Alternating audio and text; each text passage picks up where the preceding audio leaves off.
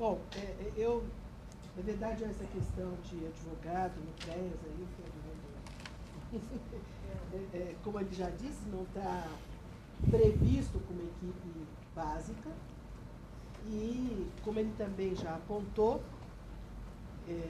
as equipes básicas estão pensadas de uma maneira muito econômica, certo?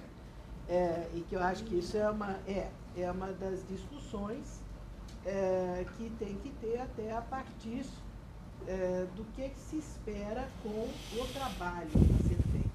Eu, pessoalmente, não concordo que o CREAS tenha que atender a situações de pato a ganso. Eu acho que, a depender da dimensão do município, da intensidade das situações, eu considero que você tem que ter centros de referência especializados por situações, tipologias de risco e tal. Mas isso não posso dizer, acho que isso ainda é uma possibilidade de discussão e de ação. O fato de dizer que o CREAS é assim não quer dizer que todo município necessariamente tenha que ter CREAS genérico.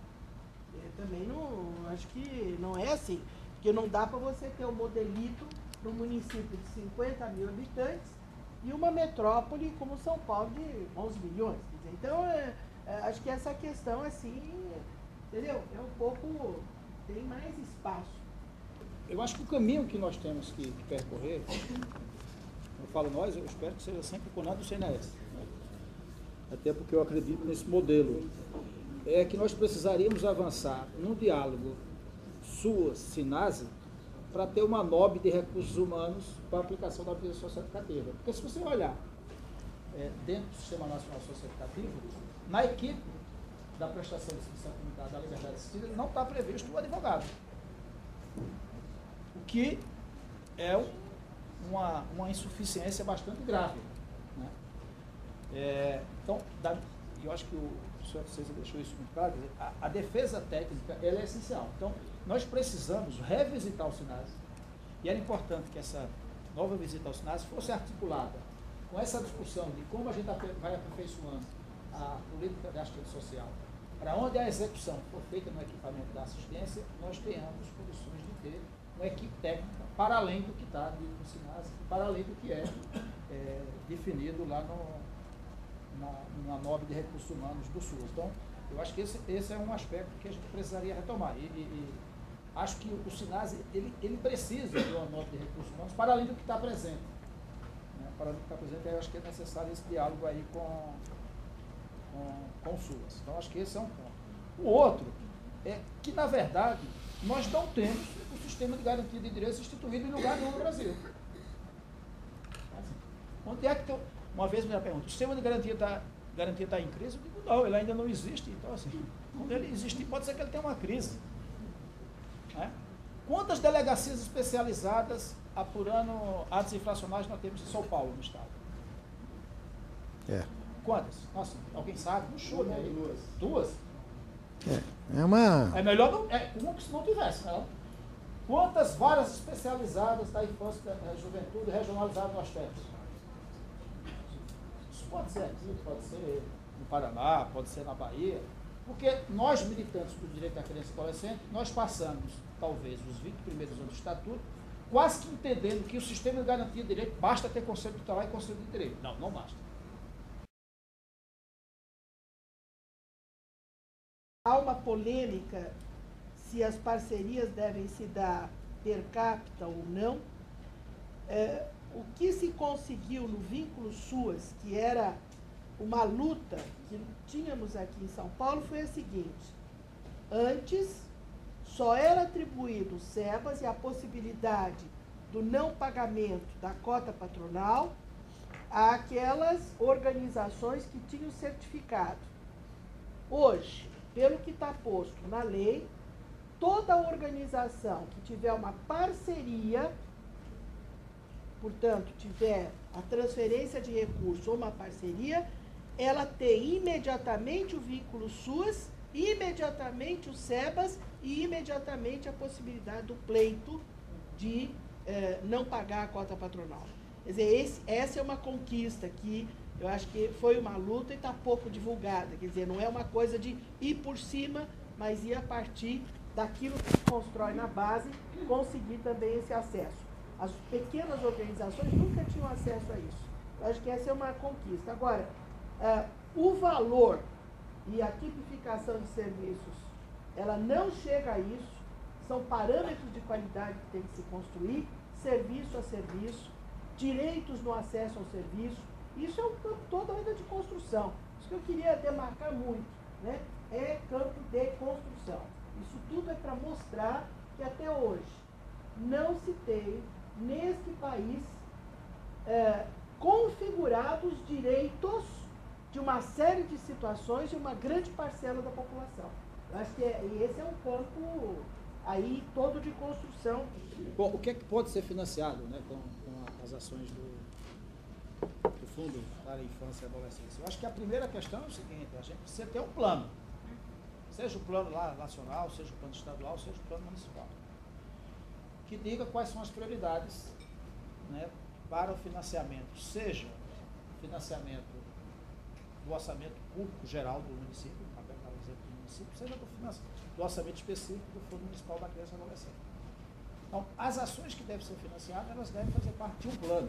E esse plano, ele precisa ter um casamento forte com o ciclo orçamentário, PPA, ETO e OA. O que a gente observa muitas vezes é que esse casamento não acontece. Então, a gente termina, em nome do financiamento das experiências exitosas, não apostando que essa experiência exitosa ela tem que ser uma ação continuada de uma política executada ou diretamente pela prefeitura ou por uma organização da sociedade. Então, há um conjunto de possibilidades que podem ser financiadas tanto pela assistência social quanto pelo Fundo Municipal da Criança e Adolescente. Não há impedimento de financiamento, por exemplo, da mídia socioeducativa pelo Fundo da Assistência e pelo Fundo da Criança. Em Pernambuco, por exemplo, nós temos financiamento para a liberdade de assistência e prestação de serviço à comunidade, tanto do Fundo Estadual da Criança quanto do Fundo Estadual da Assistência. Eu acho que do ponto de vista do planejamento é ruim e do monitoramento também. O ideal é que nós tivéssemos um único orçamento do Estado, do CEP, do município, da União, que eu dissesse, está aqui o orçamento necessário para a aplicação da mídia socioeducativa, está aqui o orçamento necessário do combate à erradicação do trabalho infantil ou das ações específicas de enfrentamento à violência sexual.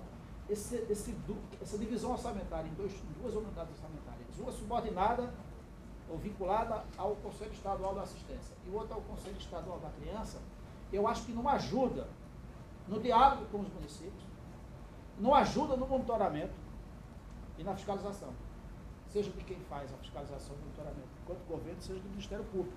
Então, o que a gente está fazendo em Pernambuco é um esforço muito grande de tentar criar uma sintonia que seja da Secretaria de Desenvolvimento Social e Direitos Humanos, da qual a superintendência está vinculada, do Conselho Estadual, que é vinculado ao gabinete do governador, com o Ministério Público, com o Poder Judiciário e com os municípios, prefeituras e ONGs, para a gente não fazer nem duplo financiamento, ou às vezes o triplo financiamento, porque também vem dinheiro do governo federal.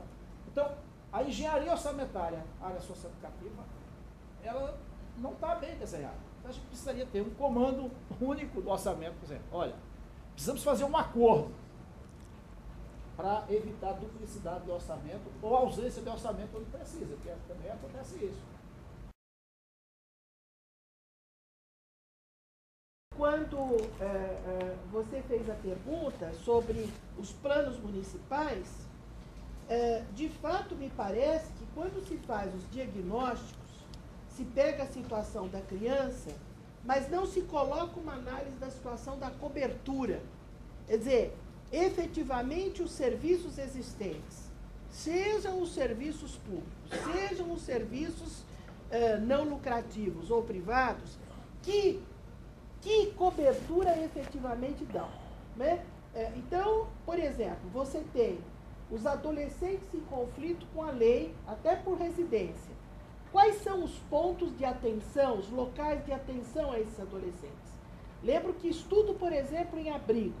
A gente luta pela convivência familiar, mas a família está aqui e o abrigo está até em outro município, né? Então, esta equação do diagnóstico não pode só colocar a demanda, mas tem que colocar a cobertura existente, a qualidade dessa cobertura e o que tem que ser corrigido. E isso aqui existe uma coisa, uma certa proteção, entendeu? Não vamos falar como é que está essa cobertura, porque afinal de contas, aquilo que existe é todo um esforço para o bem. Então não vou falar, porque parece que está falando mal. Não pode ser isso, né? Então fica deslocado mesmo, porque aí a proposta parece que é uma coisa nova. Aí nós vamos fazer mais, mas aquilo que está acontecendo, você não mexe, né? Então, eu entendo que tem avanços, tivemos vários exemplos. São Paulo foi a primeira cidade a colocar todos os adolescentes em medida socioeducativa, as crianças em abrigo, situar e entender também, não só se essa rede, ela dá conta, como é que ela dá conta, como é que é essa conversa de convivência familiar, vicinal, comunitária, se as coisas são tão distantes. Então, será que nós estamos falando de uma coisa inaplicável? Qual é a aplicação disso? E o que é efetivamente convivência familiar, né? Não, o adolescente foi, mas não, a família não é acolhedora, aí volta, não sei o quê. E o que é família acolhedora? O que ela deve garantir? Eu estou dizendo que são materializações que nós temos que caminhar. A questão dos planos, eu acho que o comando acertou na última conferência quando colocou a discussão de um plano geral, né, para a criança e adolescente. Porque eu acho que a existência dos planos específicos faz parte do amadurecimento dos 20 anos do Estatuto, mas a existência de planos específicos é muito insuficiente. É muito insuficiente. É como se eu esquartejasse a criança e adolescente e quisesse criar uma categoria do que é mais importante. O que é mais importante? É erradicar o trabalho infantil ou erradicar a violência sexual? O que é mais importante? É aplicar corretamente a medida socioeducativa ou encontrar uma criança desaparecida? Do ponto de vista de direitos humanos, eu não vou criar essa hierarquia, nem do ponto de vista quantitativo, né? Porque assim, não, é mais importante porque tem mais pessoas, crianças adolescentes, no trabalho infantil do que crianças desaparecidas. Não, eu estou falando de direito humano. Então, se tiver uma criança desaparecida, isso é tão importante quanto os 4 milhões de crianças e adolescentes que trabalham no Brasil. Então, não dá para hierarquizar direitos humanos. Não, primeiro eu garanto a educação, depois eu penso em saúde, talvez depois eu penso em alimentação, não. Discussão de direitos humanos não tem hierarquia. Por isso que é importante pensar o sistema de garantia de direitos. Então, não dá para fazer isso. E, lamentavelmente, nós fazemos isso na nossa prática. Quando eu cheguei no Conselho Estadual em 2007, em Pernambuco, eu fiquei assustado, porque disseram, Fernando, nós precisamos fazer 5 planos. Um plano estadual socioeducativo, não tem. Um plano para a convivência familiar. Um plano para a erradicação do trabalho e proteção do trabalhador adolescente. Um plano para a questão da violência sexual e para crianças desaparecidas. Como se a criança desaparecida, talvez na origem não tivesse um problema de abuso de exploração sexual, né? Talvez ela não esteja desaparecida, né?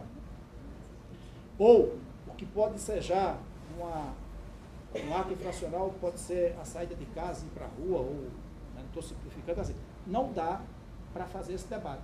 E aí eu propus para o Conselho e para o governo, se prefere um texto isso, bora fazer um plano estadual de direitos humanos colocando tudo isso. Aí foi interessante, porque o governador lançou isso em 2007, como um desafio do governo, né?